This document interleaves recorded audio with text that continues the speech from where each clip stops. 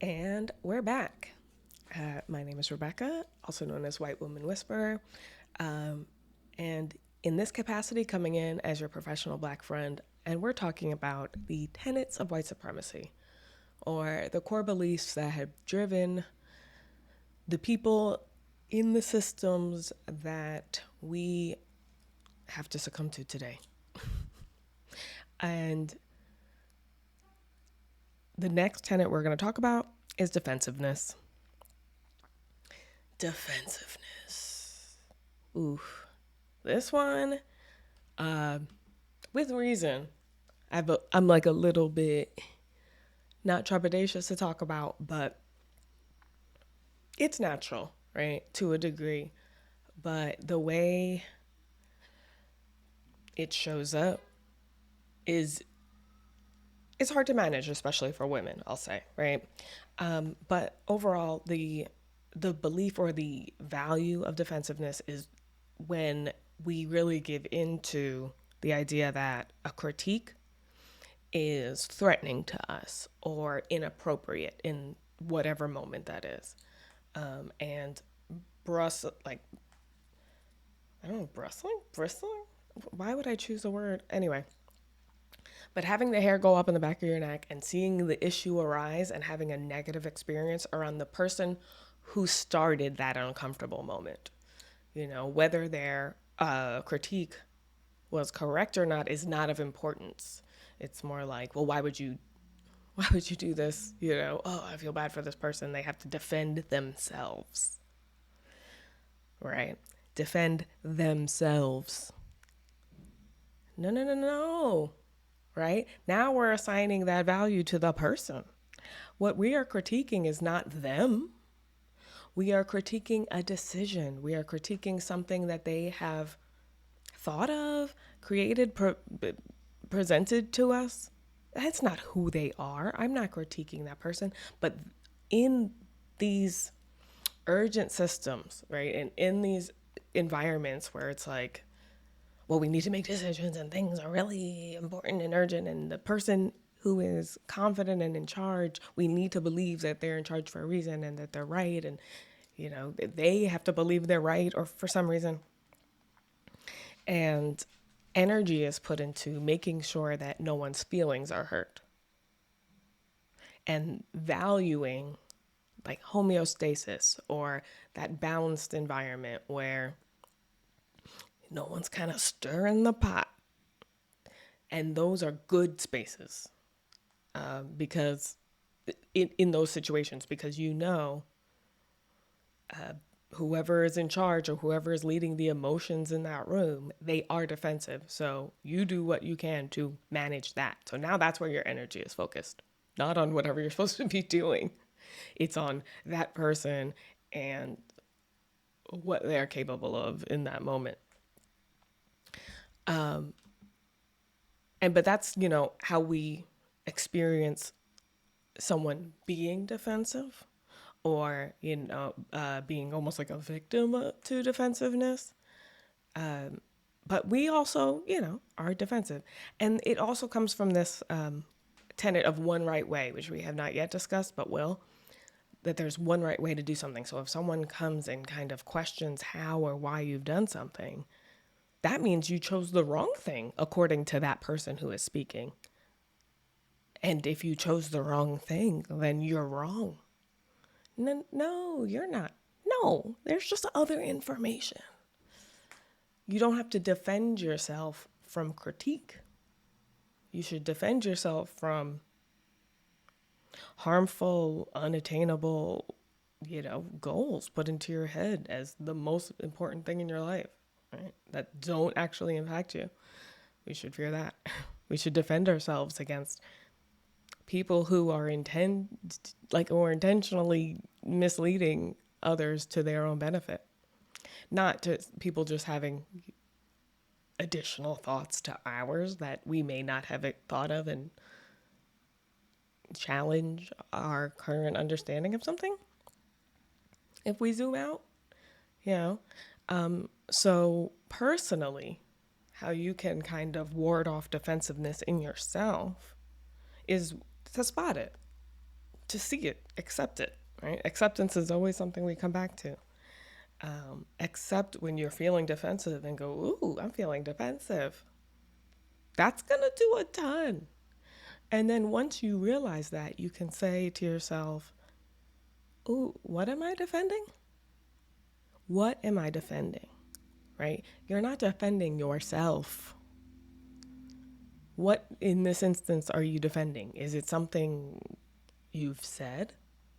Are you that committed to that thing? We get to question it. We get to look a little bit deeper. And often, if you zoom out, you realize that that person presenting the critique to you thinks that you would find it to be of value. This is in situations where this is good faith critiquing, of course. That person wants you to have this information, and it is not to make you feel like you are a wrong person and that you now need to defend yourself to this person. They are being vulnerable with you. This is an opportunity for you to add and build and collaborate. But if you go with that instinct to defend and to go, no, you don't, because we hate that. As someone who has been often told, no, you don't understand. I do understand. It's just that I had other things in my brain than what you had, and I am telling you those things now. You don't have to defend it. I mean, I wouldn't suggest it. I don't think it usually goes well because the person who is speaking to you understood the whole time. They knew what you were getting at. They understood your intentions. They are not calling you into question. And even if they were, that'd be weird. They can't do that. What are you talking about? That's what they're calling into question. Did you think of this thing? If it's yes or no, you have to interact with that information and accept it as an opportunity. And as you practice that, it'll get easier and you'll see them for the opportunities they are. And you'll probably be more curious as to what people have to say because you'll have that positive outcome often. Because think about it. If you presented a critique to someone and you were kind of nervous, maybe even that they were going to get defensive and not hear what you're trying to say. They explain their intentions and what they're doing, but they're not thinking about what your intentions are. I often used to ask that when people would kind of explain things to me. I'd say, okay, all right, but what was I saying?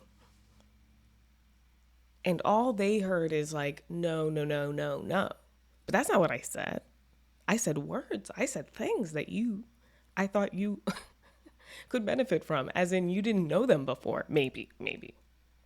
And that is not a bad thing. And I think under, white supremacy, culture, we think to have not known something, to have been ignorant of something is some kind of value and moral statement as well. No, if you didn't know something, how can you can't be made to feel bad for not knowing something. But if you feel bad, that's not helpful in that moment. Think about someone receiving, instead a pause, instead of no, you don't understand. No, you don't. You have to understand all of that. And if instead, even if the person didn't mean the best, if instead you said, interesting, I never thought of that. I have to sit with it. Oh my gosh. It respects the moment. It's not saying I agree. You don't have to agree. That wasn't the point. The point is to have the conversation, right? To be open to the conversation. And not to act out of reactivity, to instead respond. Because, as we discussed in sense of urgency, that doesn't lead you to your best results. So if you are quick to have something to say back to someone who has taken the time to provide their insights or their perspective, and you already have something to say before they've barely even finished a sentence, or maybe a couple seconds after they finished it, then you didn't take that seriously. You didn't think it was that important to take it in and consider it. Just consider it for more than half a second. Because I, what am I here for? If is it just for me to nod my head? Well, in a lot of these organizations, yes, it is. Yes, it is. It is better if you do not give your input. They do not want to hear it. It gets in the way. But in reality, in real life, you don't want to reinforce that in your life and in your conversations. I mean, and say you give up being defensive on stuff. Say you never defend yourself ever. Okay.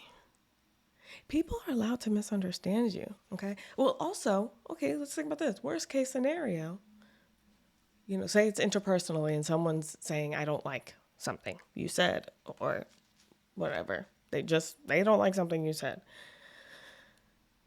Okay. They're allowed to feel that way. You said something that didn't sit well with someone else. You have options there, and here's the thing, they already felt that way before they told you.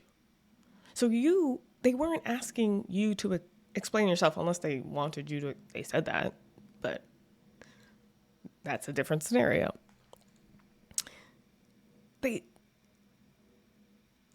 They already felt that way. You can't undo it. So you acknowledge it, accept it, and then you do something.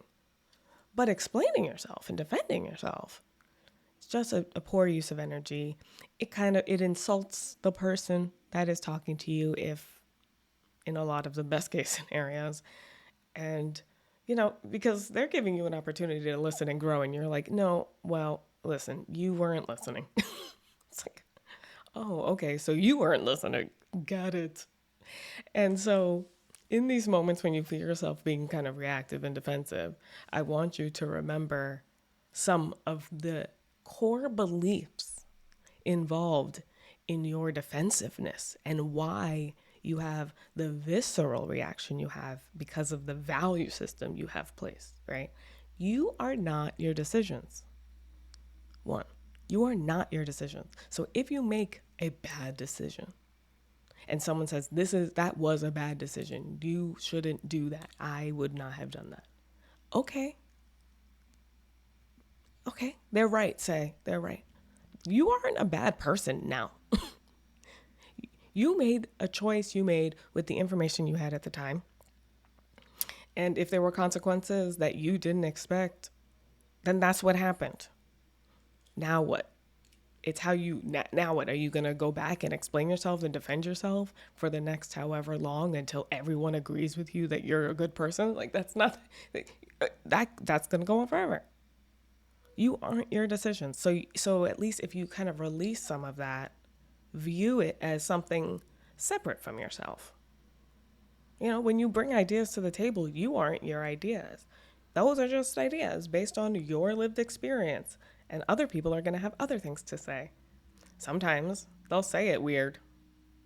Okay, deal with it at the time. But that's information you didn't have before. I would treat it as such. Try to develop that curiosity. And don't utilize shame on yourself. Try to remember that, one, shaming yourself helps zero people, and attaching shame to what another person has said to you is that's you doing it. I believe shame is one of those things only like you can do to yourself. Like, you can't really shame other people. You can't put it on. You can try. You can do that thing, shame, shame, shame. But if they don't feel ashamed, then like, okay, who was that for? But that's just me. That's just me. Especially if an action had unintended consequences, why should you feel shame? Maybe guilt. That's a different thing we can discuss. But no.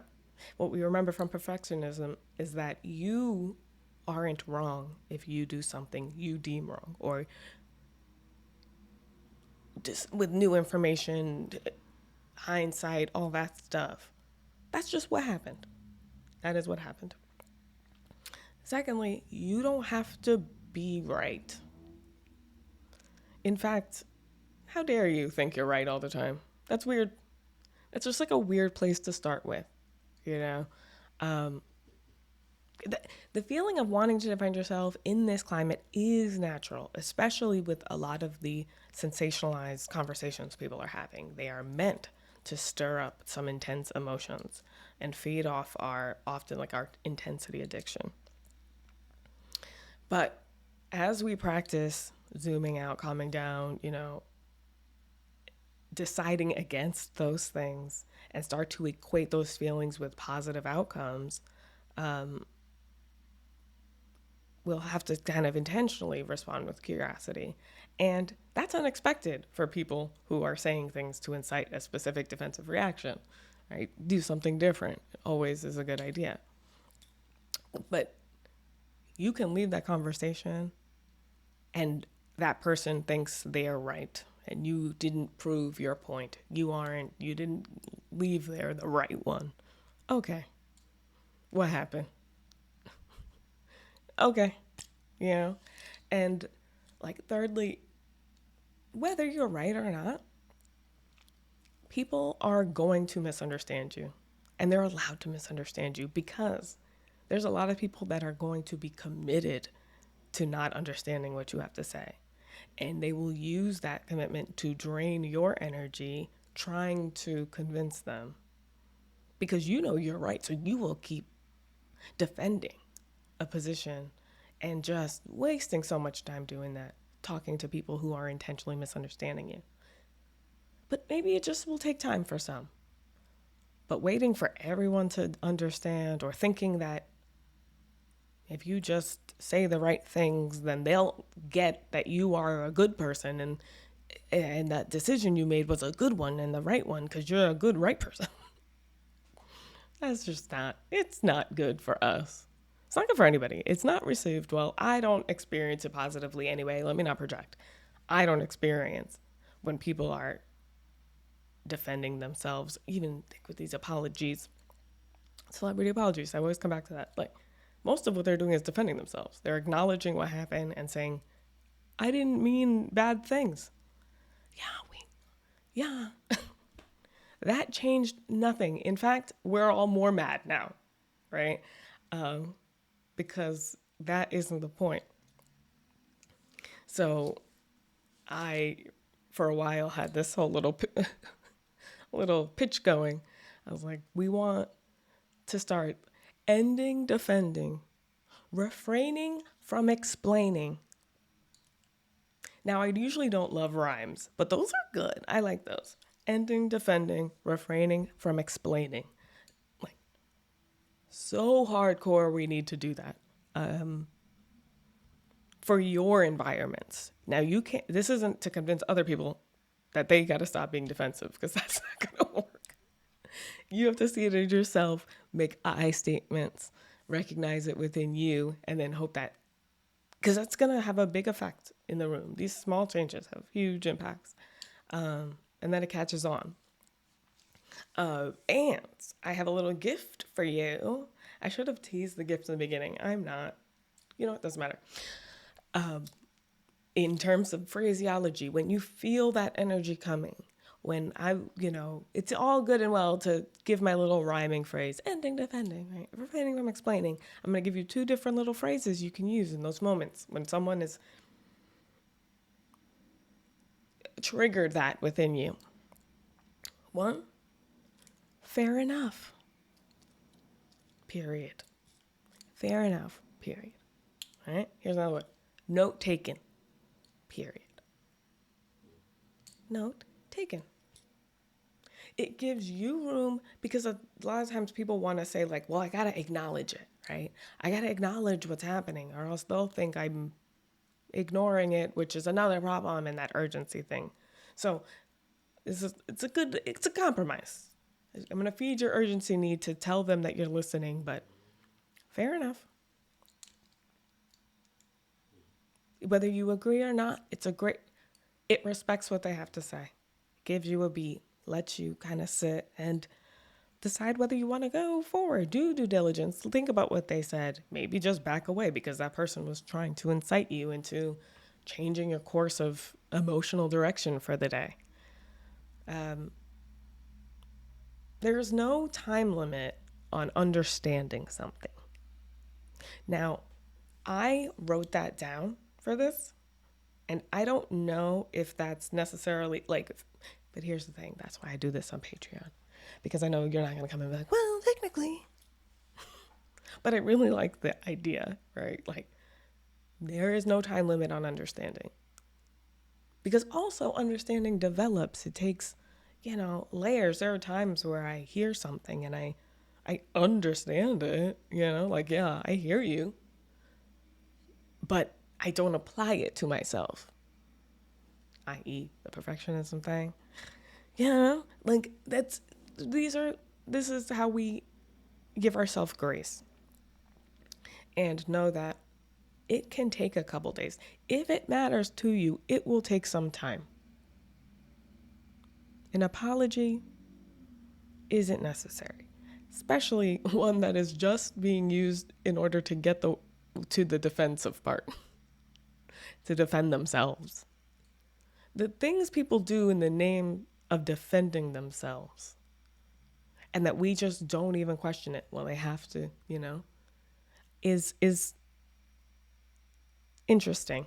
I thought about like the Department of Defense. They have so much, and we're like, well, we got to be protected. Yeah, but what about personally in our lives? They're like, well, does a bomb fix it? Anyway, let's not. But, defensiveness, that's where it's gotten us. That's where we're at. We value just the concept that we should. Like, in what scenario?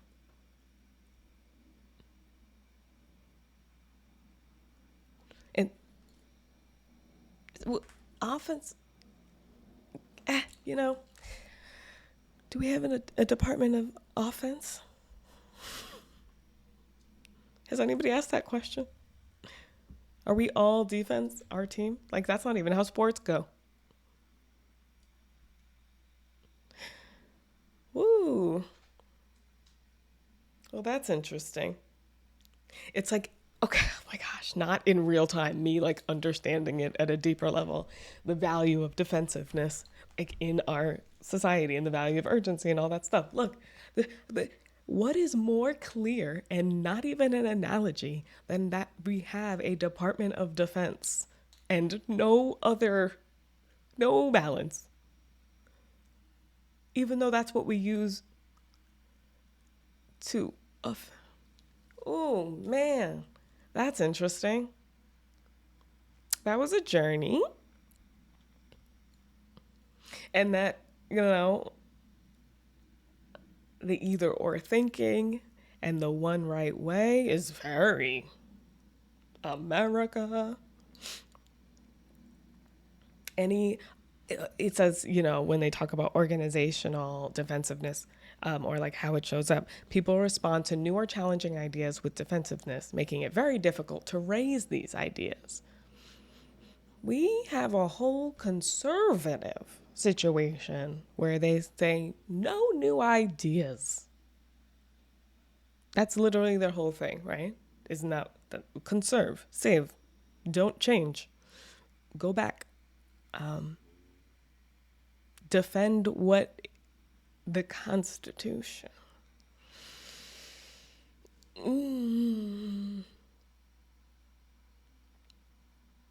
And it says the defensiveness of people in power creates an oppressive culture. The